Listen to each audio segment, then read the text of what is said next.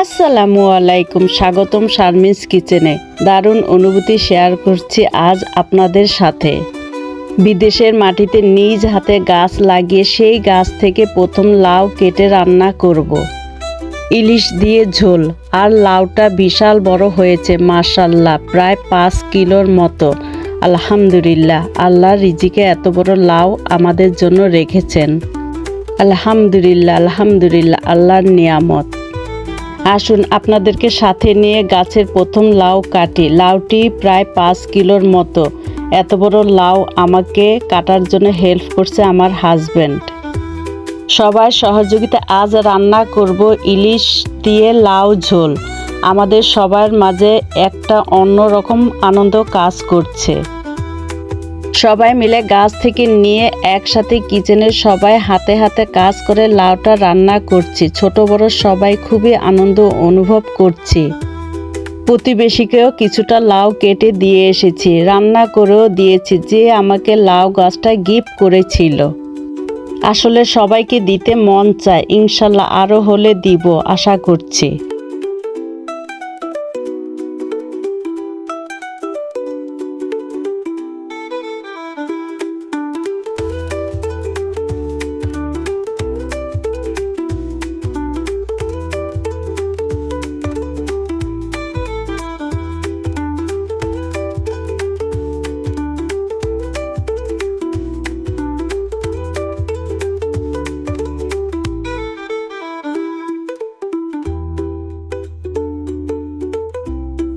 লাউ রান্নার জন্য প্রথমে ইলিশ মাছ কুটে ধুয়ে হলুদ লবণ মেখে নিয়েছি।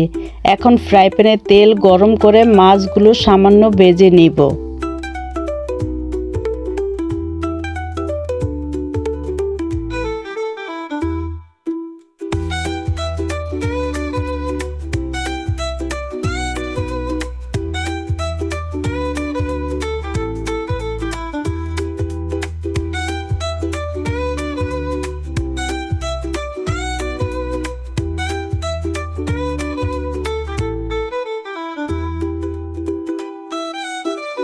এই তো মাছগুলো ভেজে এখন তুলে নিচ্ছি।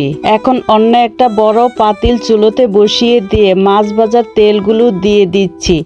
এই তেল দিয়ে রান্নাটা করে নিব, এতে করে আরো মজা হবে।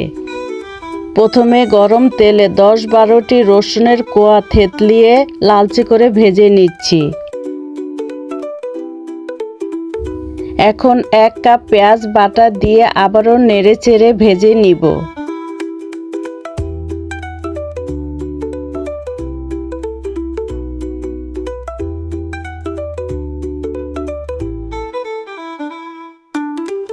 এখন আমি 2 টেবিল চামচ সরিষা তেল দিয়ে দিচ্ছি, দেশীয় একটা ভাব আনার জন্য।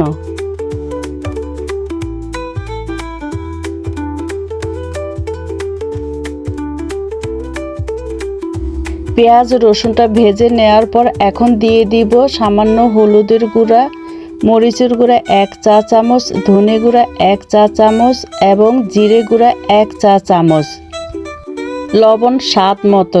এই মাত্র হারভেস্ট করা লাউ, এত মশলা দিব না, তাছাড়া লাউ তরকারিতে এমনিতেই মশলা কম দিতে হয়। এখন মশলার প্লেটটা ধুয়ে সামান্য পানি দিয়ে নেড়ে চেড়ে ঢাকনা দিয়ে মশলা কিছুক্ষণ কষিয়ে নিব।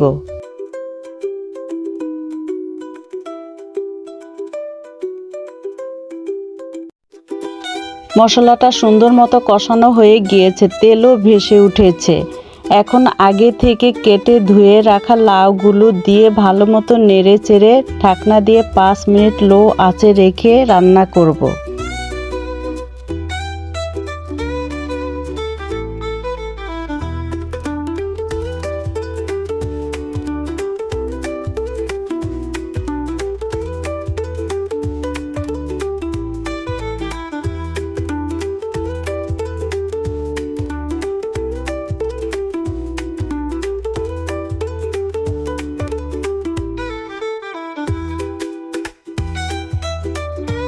রান্নাটা প্রথমে লো আঁচে রেখে রান্না করব, লাউ থেকে পানি বের হওয়া পর্যন্ত।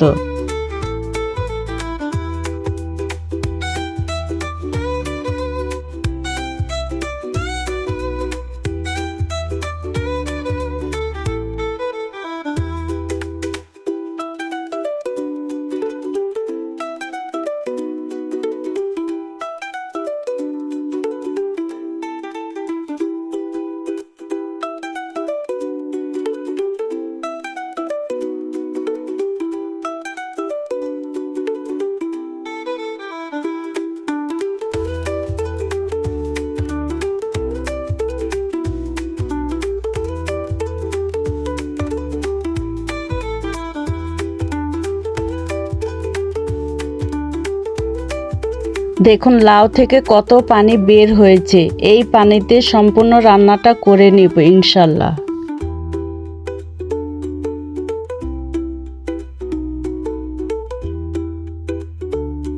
লাউগুলো মোমের মতো সিদ্ধ হয়ে গিয়েছে। এখন দিয়ে দিচ্ছি ভেজে রাখা মাছগুলো সাজিয়ে, আর দিয়ে দিচ্ছি 5-6টি আস্ত কাঁচামরিচ, আর দিয়ে দিচ্ছি কিছুটা ধনেপাতা কুচি। আমার লাউ ইলিশের ঝোল পুরোপুরি রেডি। তো আজ এই পর্যন্ত। আপনাদের কাছে ভিডিওটি কেমন লাগলো জানাতে পারেন কমেন্টের মাধ্যমে। আবার দেখা হবে অন্য কোনো নতুন কোনো রেসিপি নিয়ে। ততক্ষণ পর্যন্ত ভালো এবং সুস্থ থাকুন। আল্লাহ হাফেজ।